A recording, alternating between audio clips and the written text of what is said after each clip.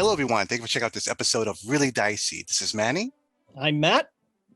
I'm Scott. And I'm Peter. And today we're going to talk about cities and role-playing games, how to make them unique, how to create them, all sorts of very interesting related topics. So, Matt, go ahead and lead the discussion. All right. Well, let's get started right away. Why would you want to play an urban adventure? How is an urban adventure different than a wilderness adventure or a dungeon adventure? Why play in a city? Well, here's the thing. And as I keep on saying, I focus on one spot. Everything else I treat kind of as wilderness. To me, it's not all that different, because parts of the city can be your wilderness and parts of your city can be your dungeon, because if you think about dungeon design, there's not much different. If you're mapping out a section of the city where the action is taking place, it's not much different than, actually being in the dungeon. I mean, yeah, there's some differences as far as like size and scale and stuff, but you're basically moving one hex at a time in the city, the same way that you are in a dungeon.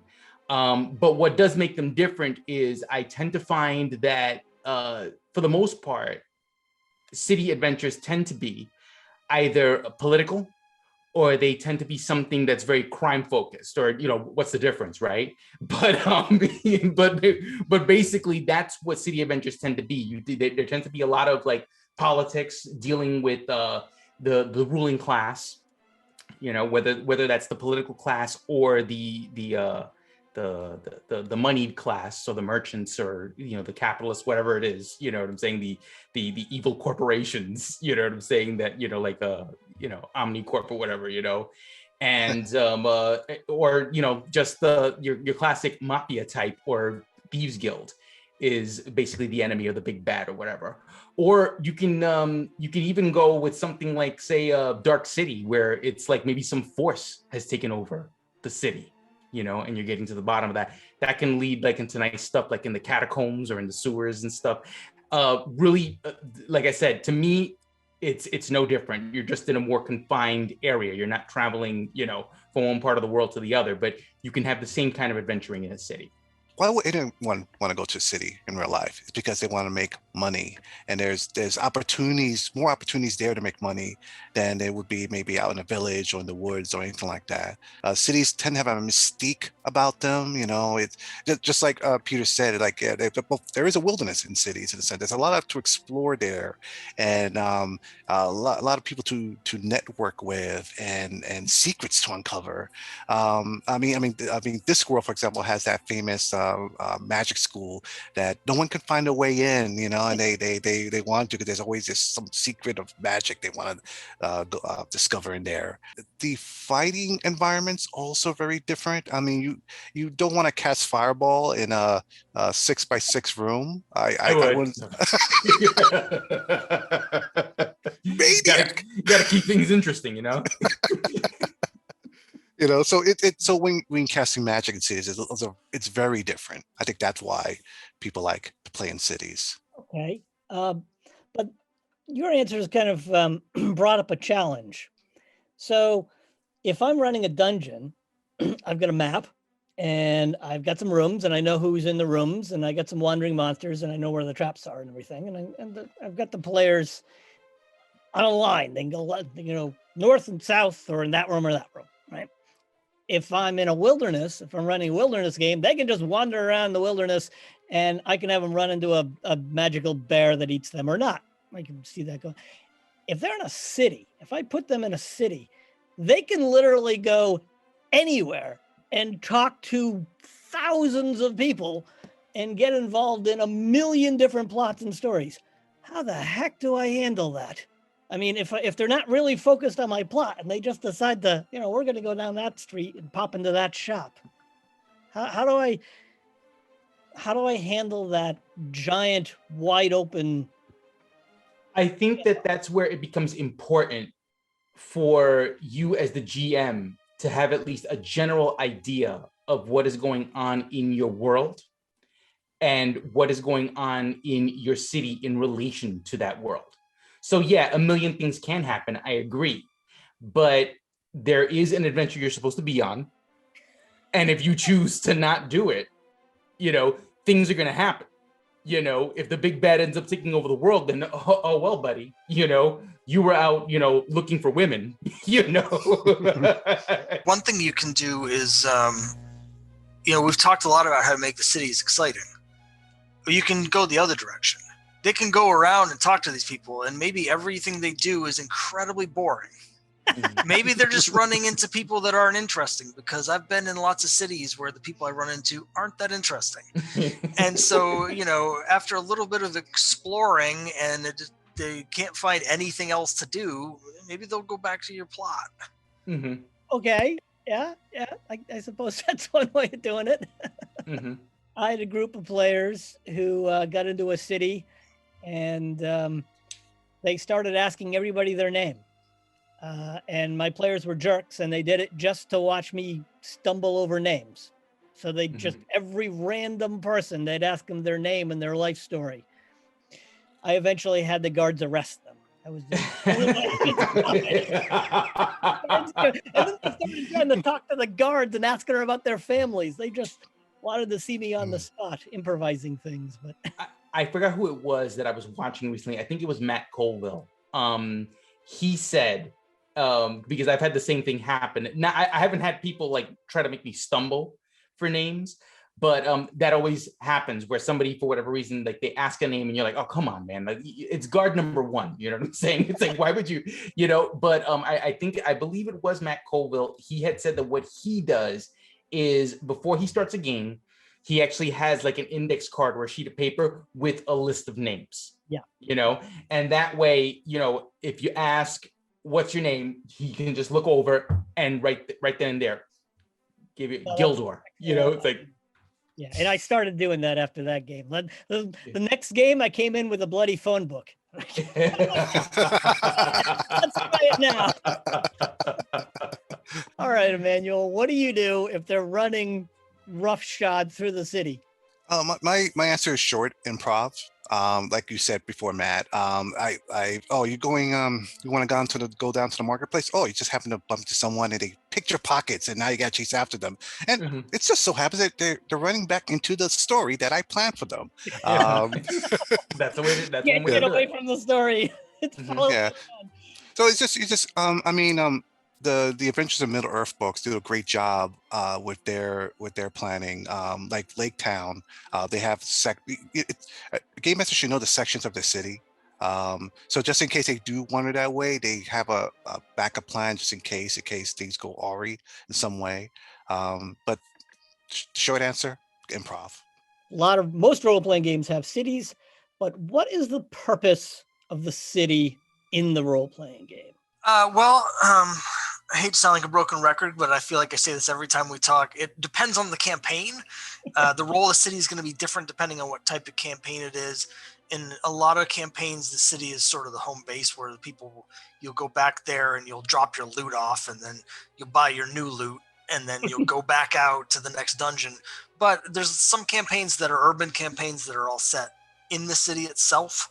And so the role of the city, it just depends really on what type of campaign that it is you're running. I think as far as like a starting point, we all have like the town that we start at. Right. So the city often, as Scott just said, is the starting point. It's where the characters meet up. It's probably where we see like their origin story. Maybe they're from the city. That kind of a thing. So basically, it's the start of the adventure, and from there is where like you go to Mordor or wherever it is that you're headed to afterward.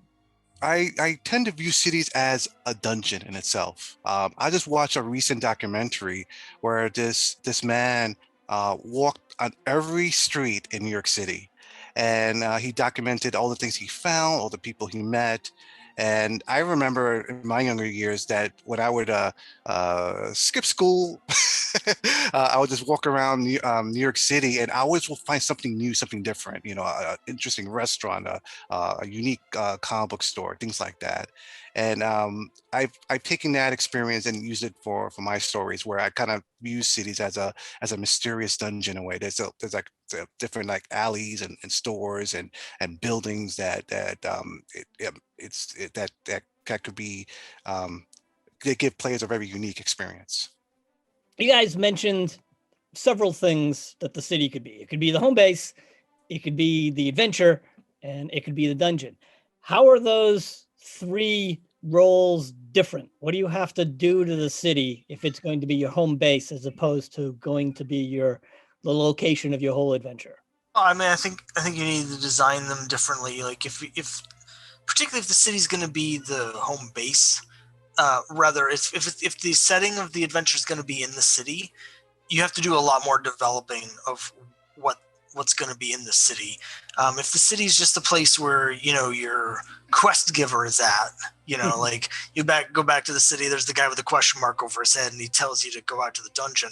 You don't need to do necessarily quite as much. But if you're going to be setting the adventure in the city, there's a lot more work that you need to do in terms of figuring out all the different how the city works.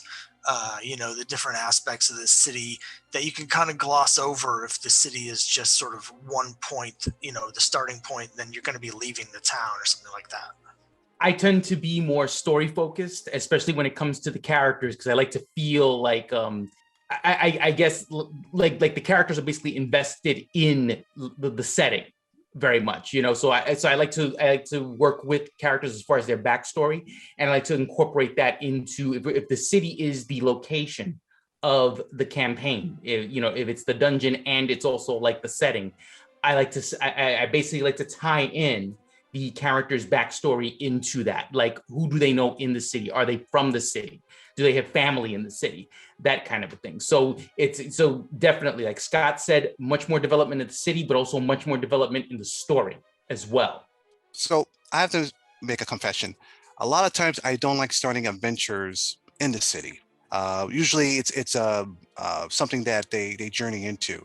The reason why is because for me, cities takes a lot of brain work, a lot of brain power to conceptualize like what this city is. It's all about, because every city is extremely different from one another. I mean, if anyone that says Boston and New York are the same thing, they've never been to either, in my opinion, because they're both very different. The architecture in Boston is very different from New York City. The history of both of them are extremely different, and has played a role of how it's developed today. So, like, for example, I'm going to use two cities, Waterdeep and Baldur's Gate. Two very different cities, and I think Dungeons and Dragons done a good job in differentiating the two. Villages are easier, like especially if new players are coming together. It's not much in a village. It's just your basic things, your tavern, blacksmith, things like that. While cities have a lot of things, and it's a lot of complex intrigue. I'm thinking, all right, like who has the power here? In this city, why does the city exist? Are we by the sea? Is it commerce? Is that what's driving the city? Why is everyone packed in this city exactly? And then usually from that idea, that's when I start thinking about, okay, that something with the adventure will be linked into that in some way. Because most times when we do power situations in the city, usually because the powers that be are usually corrupt. Most city officials in games tend to be very corrupt.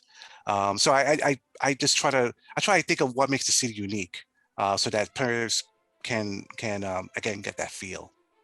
I want to know, how do you make a city unique and fun? Because as you guys have said, no two cities are alike. And if we look both in real world and in fantasy, we have cities that are set aside by their geography, like Venice. We have cities that have these huge, deep histories, like Jerusalem. In fantasy, we have underground cities, and in science fiction, we have orbital cities. And we have vertical cities and underwater cities. So how do you make a game? How do you make a city fun and unique, that people want to play in, that they remember? As I said before, usually I'll focus on one section. Yeah. Right. And a lot of times that section will kind of be like what the city is known mainly for. Like a city might be known for finance, maybe it's known for politics as a center of government.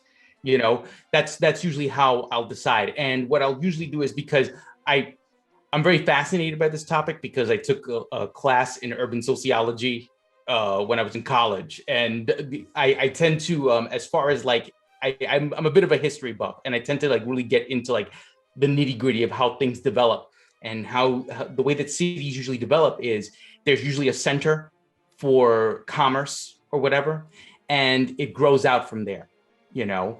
And so I will usually decide upon something like, okay, well, what's the history of this? If there was commerce here, what was it for? If you're doing something kind of like, say, like Sin City or whatever, you know what I'm saying? Or not necessarily Sin City, Frank Miller's Sin City, I mean. Basically, I might start with like some kind of like dark history that it began with. Maybe gangsters started, maybe this was like their main hub where, they did their trade, whether it was drugs or slavery, and so that will be very much, and that will set the tone for what this city is like. That's usually that's where I start from. I go with the history. I start there, and then I build. I'm very much into just like starting in one place and then building outward and letting it evolve. If you do tie in, as Peter said earlier, the creation of the city to the history of the characters themselves in some way or another, it will immediately engage the characters in a different way because they're part of the city. And so if you have individual storylines, for instance, maybe one of your characters is on a quest, or one of your characters, you can tie them in different ways to different parts of the city. The city only has to be interesting to your characters. It doesn't have to be interesting to other characters that are not in your game. So you can customize the city specific to the exact characters that are going to be playing in it, so that it's interesting to what those characters are trying to accomplish. Well, I don't know if other people consider this fun, but I tend to think of cities, well, at least when in my games, kind of like have strong elements of horror involved in it. And I'm not talking about like a crime, that's easy to do, but when I think of more like the psychological stuff, like overcrowding. There's just always people around you when you're traveling. Maybe a sense of paranoia, there's always someone watching you. Maybe it's the guards, maybe it's your neighbors. I think of horror when it comes for that type of thing. Hopefully our viewers have, you've whetted their appetites and they want to go out and have some city adventures. What resources would you recommend to people who want to set their games in cities and want to make their own cities? Well, as far as gaming resources, as I mentioned before, I'm very much into GURPS, and GURPS City Stats is a very good resource. It's very like to the point. You just basically come up with like, so you just have like a few stats and you come up with like points for your city. Things like mana level, because sometimes the level of mana or the amount of magic that you can use in a region differs from everywhere else. So that's one of the things that will be brought up. And also what's called control rating, like what the government is like. Things like law enforcement, like you can have a city that maybe has like lax taxes, but is very stringent with regard to law enforcement, things like that. Also, just history books are a great resource. Also, maps and diagrams of past and existing cities.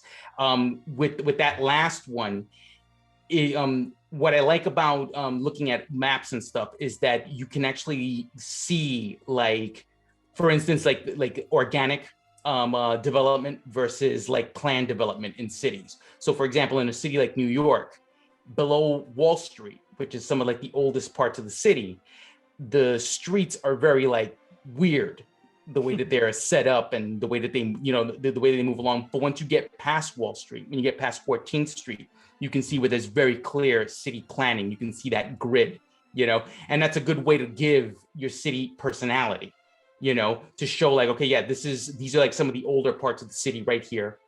And so the development is very organic and whatnot. The architecture is probably different. And then over here are like the newer parts of the city where there was a little bit more planning and stuff like that, and just little details like that, that I tend to find, kind of give the city personality as well. To jump on Peter's point, when you look at Boston, well, how they picked their roads, they let the animals in the beginning create the roads. They just follow wherever they followed, and that's what became the roads of Boston. That's why if you ever drive around Boston, good luck finding or going anywhere.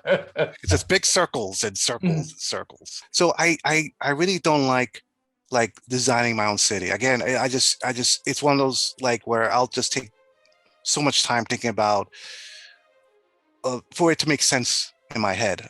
So I just look for other things. I the old school second edition modules were great with maps. Most recent one, Murder at Boulder's Gate, is a really great book. It has maps, details all the sections out, and has an adventure for players if they want to play right in the city. Like Peter said, I like to use old maps. I like to look at actual cities, study sort of the history of cities. It is interesting to see how they develop over time, and that can give you guidance if you look at cities. New York is a great example. As Peter mentioned earlier, it almost seems like several cities, and it was originally several cities. Brooklyn was a completely separate city until the 1890s, and then it absorbed into one, so it has a different cultural identity. If you look at immigration patterns of cities, you can see how different neighborhoods develop as new waves of immigrants from different cultures come in. I like to look at history books. There's a book, I think it's called A Distant Mirror. It's a book. It's about I think the 14th century. There's a whole big section in there about the development of Paris in the 14th century that really influenced some of the city design that I've done in the past. So I like to look at old maps. And, if you look at an old map of a city and then you can compare it to a new map of the same city, you can see how things have changed. So, just looking at, just going out into the cities that we actually have here around you can be a really good inspiration. Yes, no, that's a good idea. Yeah. We definitely have an advantage there. It's a lot easier to walk around a city than a dungeon. So there's one, those are all great resources. There's one thing there's a book I wanted to mention. It's called Vornheim, Vornheim. You can get it at Drive-Thru RPG. And it is an amazing little book. It details a fantasy city, a frozen city up in the wastelands. It's just got a really weird culture, and the book gives you law and order. It gives you nobles. It gives you strange customs in the city. But more importantly, I think, the book gives you some really interesting tools to design your own city. And not only charts on random people you meet and tavern names and all that sort of stuff. You get those in a lot of books, but also some really clever ideas to make up urban details on the fly, which can be really difficult. If someone wants to move across town, right? You're usually looking at the map and figuring it out, or you've got to sketch it out. This book has some really clever ideas to just make short, quick little maps to decide how long it takes somebody to get across town and what happens to them as they do that. So it's a really fantastic book, really great value for money. It's one of those books that uses every inch of space. There's things printed inside the cover, the front and the back cover. There's a giant map on the inside of the dust jacket. So that gives you some idea of how packed with information it is. So that's definitely worth checking it out. Well, one quick thing for modern cities, Chaosium's Call of Cthulhu books are excellent source books for cities. Harlem Unbound and the Berlin book that came out. Those are two excellent. So they explain they do a great job of explaining the history, the economy, what's going on during this time, famous figures. Great resource books if you're looking for a template. Those books are where I would go for modern cities at least. Yeah, that all makes that. Those are excellent books. Those are great. Also, if you're talking about horror cities, Vampire the Masquerade had some fantastic city books. I love designing cities. So, as Peter said, I can get into it and never actually play a game, which I've done. I have, very detailed city designs that no one's ever actually played in. But I really enjoy it. I think city adventures can be really, really fun. Oh, they are. They can be great fun. So let me just mention this as a resource for you. If you're a DM who doesn't particularly like building cities, then you can use someone like Scott or Peter as a resource. Just get them to design the city for you and then hand it over to you. There we go. Thank you everyone for watching. If you have any source books that you would recommend to our viewers, list them below. And thank you for watching. Stay safe. Have a good day. Get your shots. Yes.